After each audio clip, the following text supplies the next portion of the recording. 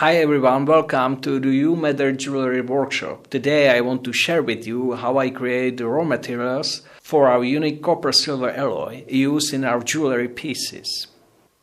The story is that we cannot find a good source of silver dust that is indispensable for our creation.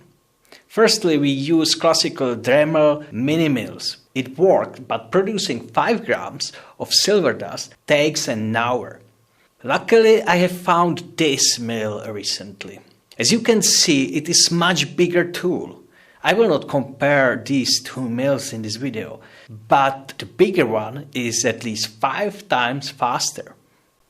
I always have to be very careful during the work, because the bench drill has immense power.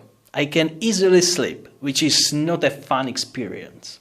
As you can see, I caught the silver sawdust in an ordinary jar from peanut butter.